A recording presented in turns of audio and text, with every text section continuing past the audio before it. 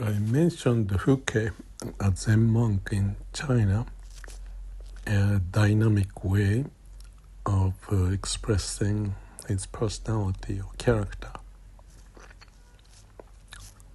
This story that I'm going to talk about is almost the opposite.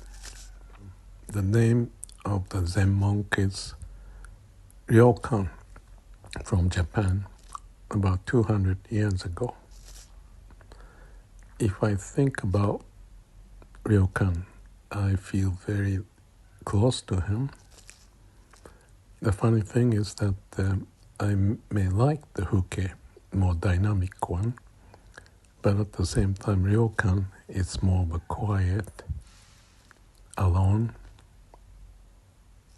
and stay out of the society, playing with kids, and very humble. I was born with my father more outgoing, my mother more inward, so my father may be more of a Huke type, dynamic. Mother would be more like a Ryokan, quiet. I have mixture of those, I feel. But down deep, I'm relating to Ryokan quite a bit. He was born in Japan perhaps 200 years ago. He was born in a fairly wealthy family, I believe. But after a few years of following parents' work, he decided that's not what he wants to do. So he went into Zen direction, and after his getting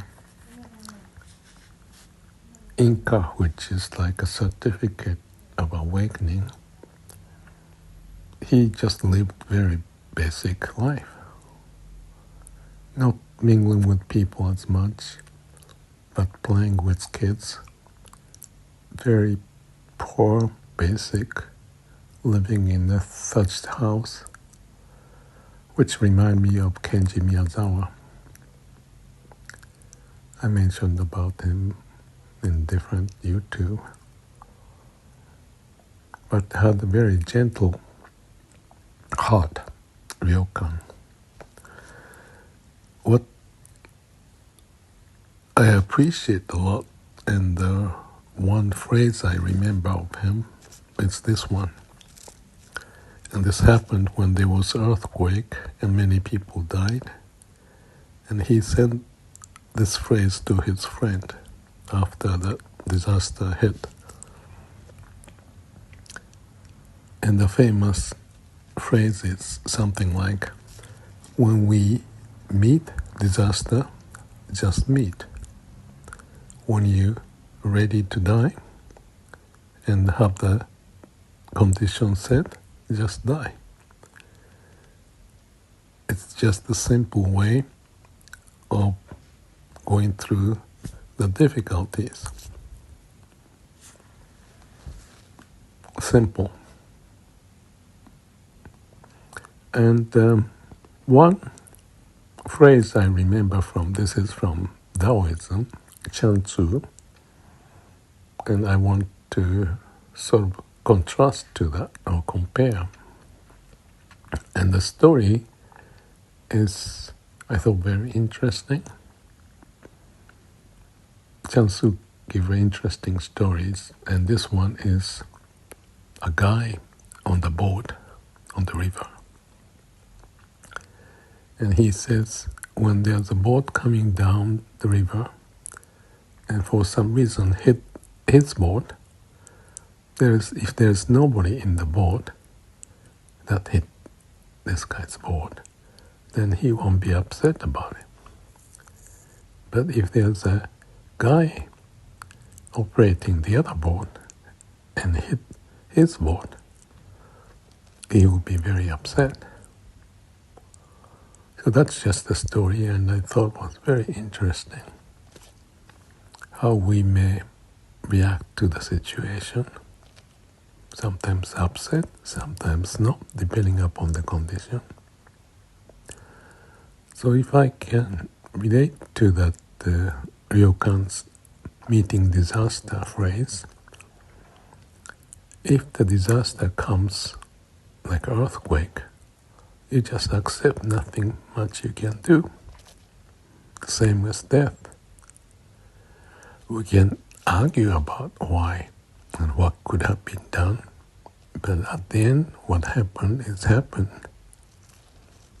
and then you just accept. So, what's the moral of the story? Acceptance.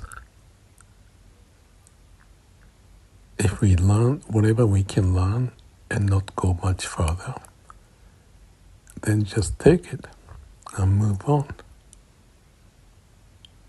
Simple. So the point of story is simple. Whatever we have in our mind, we generate and create. And it may not correspond to the reality, the situation we've got. Nothing you can be doing. So, acceptance. Now, I want to insert one more story to go with this. The message was simple, but when it comes to a human mind,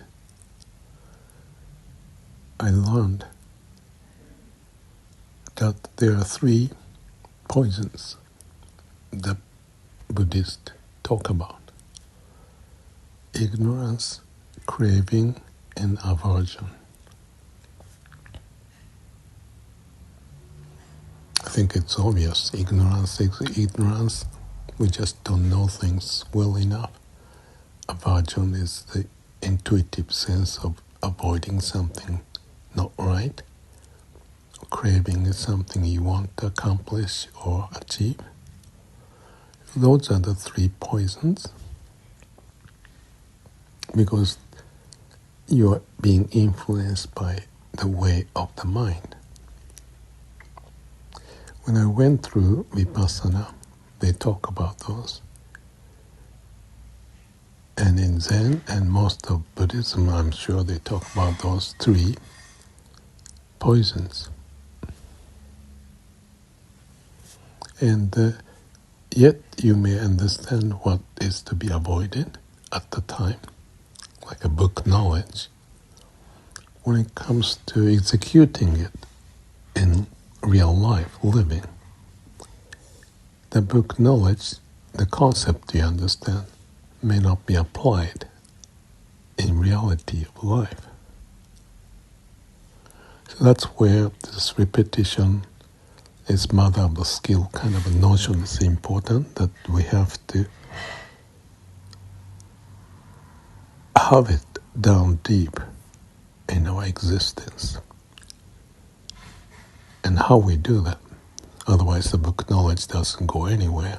You just store it as a part of the brain, but you cannot apply it. So Nakayama once told me, I guess this was one of his books, that we can work out those 3 poisons. And more you do it, more you notice it in our daily life, then you can relate what it means. And more you relate to and let go of it, as in the case of meeting disaster that you can talk about, then the whole process becomes more internalized in our being. So the habitual pattern of those 3 poisons that we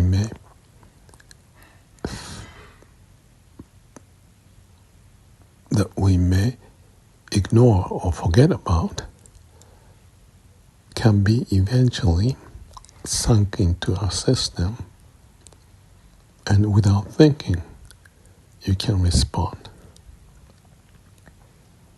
So it may be seen like a long-term disciplining process that we may have to employ, but without going through on our own, the ideas, the book knowledge cannot be installed in our being, so to speak, and get rid of those bad habits. Now, Ryokan talk about 90 warnings that he put for himself to practice. And one of them is to say something as if you know something.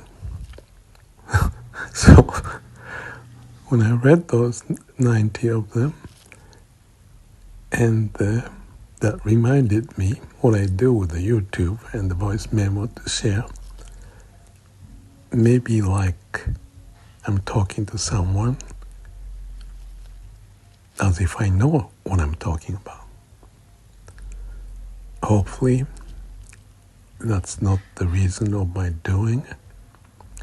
Just like Ryokan came up with 90 warnings to himself and for others to benefit from, I'd like to keep that in mind. Whatever I say, it's meant to be for myself. And repeatedly doing this from various angles is to make sure that the fundamental wisdom that I can relate to can be practiced over time. Every day, every story, every confirmation. How long it takes, I don't know. But the repetition is the mother of skill, mother of power. And I hope sincerely and truthfully that I do this for the right reason and the right way. Thank you.